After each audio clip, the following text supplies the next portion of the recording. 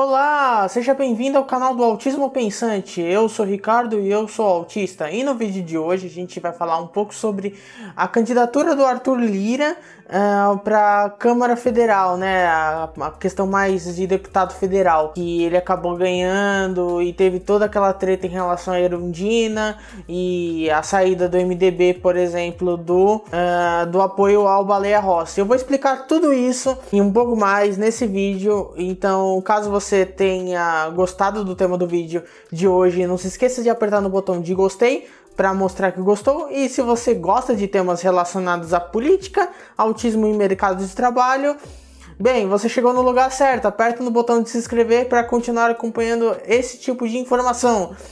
E, por último, caso você acompanhe o canal há muito tempo, cogite apoiar no catarse.me/autismopensante, que lá tem vários tipos de benefícios, desde quem paga mensalmente a doação de R$5 até R$50. Então vai lá e faça sua doação. Então vamos para o vídeo falando um pouco sobre essa treta toda que envolveu centrão, a direita bolsonarista, a esquerda como um todo também acabou entrando nessa.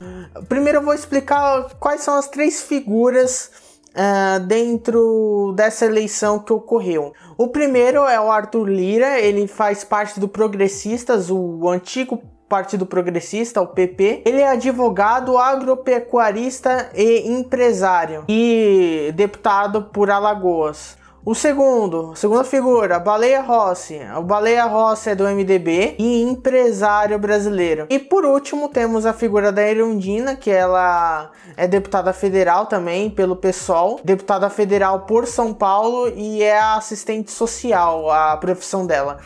Então essas são as três figuras centrais da eleição que ocorreu ontem mesmo, ocorreu bem recentemente inclusive, e gerou um burburinho imenso.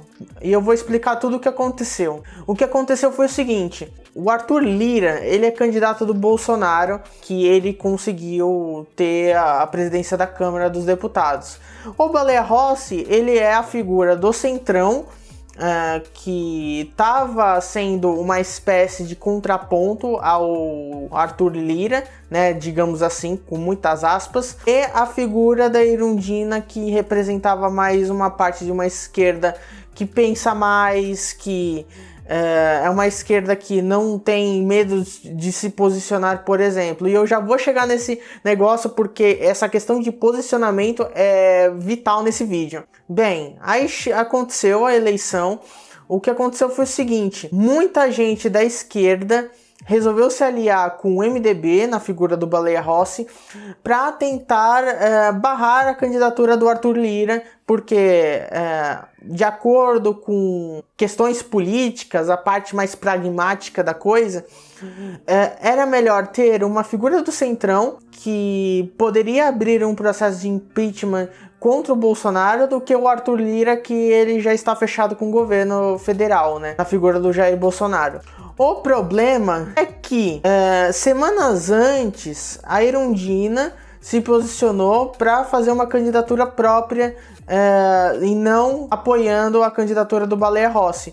Isso gerou um racha dentro do PSOL, principalmente em relação a diferenciação entre os outros grupos do PSOL com o MEIS, né, que é um movimento socialista, quase sempre de pequeno burguês, uma elite mais acadêmica, por exemplo, que o MEIS criticou, né? Eu posso até deixar o tweet da Erundina que gerou tudo isso nos comentários, no comentário fixado como fonte.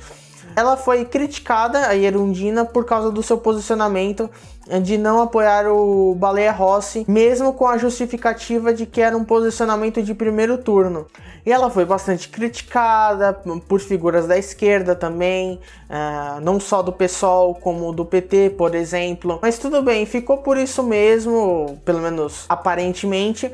E passou-se as semanas, né? Passou semana e chegou o tão esperado dia da votação. Nessa altura do campeonato já estava o PT e parte do PSOL e junto com vários outros partidos fisiológicos do Centrão. Para você que não sabe, o Centrão é um conjunto de partidos, na maioria de direita, que votam com base em interesses próprios.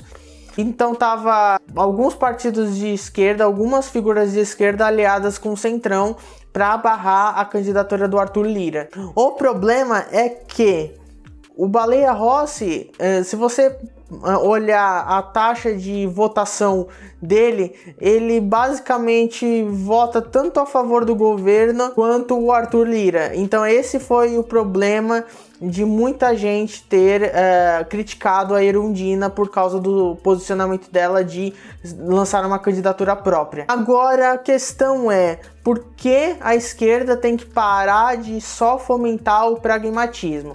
Quando eu digo esquerda como um todo, porque você provavelmente sabe que existem várias esquerdas. Existe uma esquerda mais socialista, mais comunista, uma esquerda mais liberal, uma esquerda que acha que se aliando com outras figuras do centrão político, que são figuras direitistas, isso vai conseguir barrar o Bolsonaro de alguma forma, como se o próprio centrão já não tivesse sido comprado pelo Bolsonaro. E isso mostra uma dificuldade da esquerda se posicionar. Eu posso até chegar no ponto da Erundina agora, que ela se posicionou e ela foi bastante criticada por figuras que, teoricamente, entre muitas aspas, são de esquerda, mas que criticaram ela como se ela estivesse fazendo alguma coisa errada, como se ela estivesse sabotando a candidatura do Baleia Rossi. Tanto que eu posso até deixar o print de um tweet com a votação que aconteceu, que a Erundina teve votos pífios em relação tanto ao Arthur Lira quanto ao Baleia Rossi. E assim, por mais que ela tenha tivesse apoiado a candidatura do Baleia Rossi, não teria adiantado, porque primeiro, não daria um número de votos nem para segundo turno, e segundo, que o MDB em cima da hora, justamente por vários fatores, como por exemplo, uma incrível liberação de emendas parlamentares pro pessoal do Centrão, justamente por causa disso, para fazer com que o Centrão, como eles adoram dinheiro, né, obviamente, eles saíssem da candidatura de apoiar o Baleia Rossi e ou se absterem do voto ou apoiarem a candidatura do Arthur Lira. Foi basicamente isso que aconteceu. Isso só mostra que essa questão de se aliar com o fisiologismo do Legislativo Federal não serve para nada, nem para questão de pragmatismo. Obviamente, eu não estou falando que o pragmatismo não serve para nada, só que assim, pragmatismo por pragmatismo, sem uma estratégia clara de posicionamento, isso, primeiro, acaba com a moral da esquerda como um todo, porque mesmo o PT sendo só uma parte da esquerda, o PT acaba gerando uma opinião pública em relação à esquerda como um todo. Segundo, que isso não necessariamente vai levar a lugar nenhum, porque assim, se você não se posicionar, você está basicamente, ao invés de se posicionar, está se aliando com o inimigo da nação, que justamente foi um dos agentes, um dos grupos de agentes que fez com que o Bolsonaro se elegesse, por causa principalmente do impeachment da Dilma, o golpe que aconteceu contra a ex-presidenta Dilma Rousseff, que é a figura do Centrão. Agora, qual é o fator que a esquerda poderia ter feito para lidar com essa situação? Primeiro, não ter se aliado com o Baleia Rossi logo de cara, não era para ter feito isso. A esquerda como um todo não precisava fazer isso. Por mais que tivesse o argumento de que, mesmo se a esquerda se juntasse toda, não daria um número de votos suficiente, isso já marcaria um posicionamento contra as duas figuras do reacionarismo, ou do conservadorismo, se for da figura do Baleia Rossi, apesar de que aí tem um pouco de... porque o cara é empresário brasileiro, sempre esteve lá junto com outros caciques da Câmara dos Deputados, enfim, aquela coisa toda. Por mais que tivesse essa questão de não ter chance, marcaria um posicionamento. Porém, de qualquer forma, se toda a esquerda se juntasse para formar uma frente de esquerda, em vez de uma frente ampla, que quando se fala em frente ampla, basicamente sempre se pauta por coisas relacionadas à direita, né, do espectro político, talvez poderia ter chance de uma frente ampla de esquerda dialogar com algumas figuras de centro e centro-direita para angariar votos para Erundina, por exemplo. Então são essas coisas que poderiam a esquerda ter feito, a esquerda como um todo, ao invés de criticar a posição da Erundina, como algumas figuras do PSOL e as figuras do PT fizeram, terem apoiado a Erundina logo de cara e tentado uma frente de esquerda. Agora o prognóstico para 2022.